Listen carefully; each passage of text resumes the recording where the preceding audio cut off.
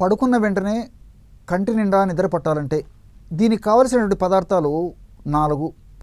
అతిమధుర చూర్ణం 50 గ్రాములు, బాదాం పప్పులను వేయించి చేసినటువంటి చూర్ణం 50 గ్రాములు, జాజికాయల యొక్క పొడి 10 గ్రాములు, గసగసాలను వేయించి పొడిలాగా తయారు చేసి ఆ విధంగా చేసుకున్నటువంటి గసగసాల పొడిని ఒక 10 గ్రాములు కలిపేసేసి ఈ పదార్థాలన్నీ బాగా కలిసిన తర్వాత ఒక గాజు సీసాలో నిల్వ ఉంచుకొని రోజు రాత్రి పడుకునేటప్పుడు 100 మిల్లీలీటర్ల గోరువెచ్చని పాలల్లో 1/2 టీ స్పూను ఈ యొక్క పౌడర్ను కలిపేసి క్రమం తప్పకుండా సేవిస్తుండడం వల్ల దేహంలో ముఖ్యంగా మెదడులో నిద్రను కలుగజేసేటువంటి మెలటోనిన్ అనేటువంటి హార్మోన్ బాగా ఉత్పత్తి జరిగి ఆ యొక్క ఉత్పత్తి ప్రభావం చేత పడుకున్న వెంటనే నిద్ర రావడం మొదలవుతుందన్నమాట.